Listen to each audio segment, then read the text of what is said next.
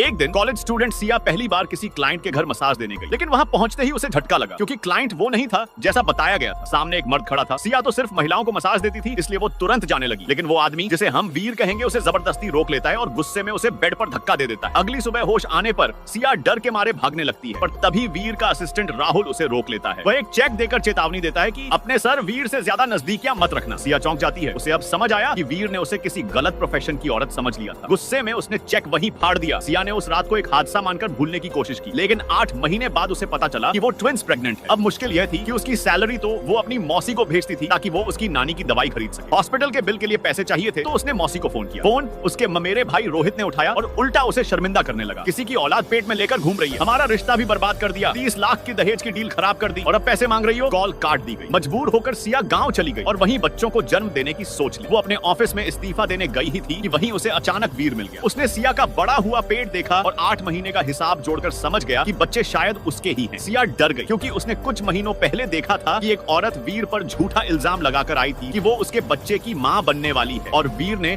उसे ठग समझकर पूरी तरह भगा दिया। हादसे में उसका मिसकैरेज भी हो गया, इसलिए सिया ने झट से झूठ बोला। मैं सिर्फ 7 महीने प्रेग्नेंट हूँ, बच्चा आपका नहीं है। ये सुनते ही वीर आगबूला हो गया। मैंने जो पैसे दिए उनसे किसी और का बच्चा पैदा कर रही हो। सिया ने पलट कर कहा, ये मेरा बच्चा है और मैंने आपका 1 रुपया भी नहीं लिया, वो तो मेरी मेहनत की सैलरी थी। वीर ने गुस्से में उसे चले जाने को कह दिया। निकलते वक्त सिया अपनी प्रेगनेंसी रिपोर्ट गिरा गई, जो बाद में राहुल और वीर की मां सावित्री को मिल गई। सावित्री तो बहुत खुश हुई। मैं अपनी बहू से मिलना चाहती हूँ, लेकिन वीर बोला मर जाऊंगा लेकिन उस लड़की से शादी नहीं करूंगा। सावित्री नाराज हो गई क्योंकि वीर उनके खानदान का इकलौता बेटा था और ऊपर से वीर को डॉक्टर ने इनफर्टाइल बताया था। तभी राहुल ने सारा सच बताया। सिया ने चेक नहीं लिया था, वो सिर्फ एक प्रोफेशनल स्लीप थेरेपी मस्यूज थी। और सबसे बड़ी बात, सावित्री ही 8 महीने पहले उसे बुलाकर लाई थी। वीर को समझ आ गया कि उसने बहुत बड़ा गलत फहमी पाल ली थी। अचानक राहुल को जमीन पर पड़ी रिपोर्ट दिखी, उसमें साफ लिखा था 8 महीने की प्रेगनेंसी, यानी वही रात। अब वीर के पैरों तले जमीन खिसक गई। वो तुरंत सिया की तलाश में निकल पड़ा। उधर सिया अपने गांव पहुंची तो मौसी ने उसे बढ़ चढ़कर स्वागत किया। बोली तेरी नानी मंदिर गई है, कुछ दिन बाद आएगी। सिया को थोड़ा अजीब लगा, लेकिन ज्यादा सोचा नहीं। जब वो नानी के कमरे में गई तो वहाँ नानी का मोबाइल पड़ा था जो वो कभी घर पर नहीं छोड़ती थी। मोबाइल ऑन करते ही वो हैरान रह गई। नानी ने उसे सैकड़ों फेल्ड वॉइस मैसेज भेजे थे। तभी सिया को पता चला कि मौसी ने उसकी भेजी हर महीने की दवाई वाली रकम खुद हड़प ली थी। नानी बीमार थी और मौसी ने उनका सिम तक निकाल दिया था ताकि नानी सिया से बात न कर पाए। जब सिया घबराते हुए उसे ढूंढने लगी तभी हवा से एक सफेद कपड़ा गिरा और नीचे नानी की फोटो पर माला थी। सिया का दिल दहाड़ मारकर रो पड़ा। नानी की मौत हो चुकी थी और मौसी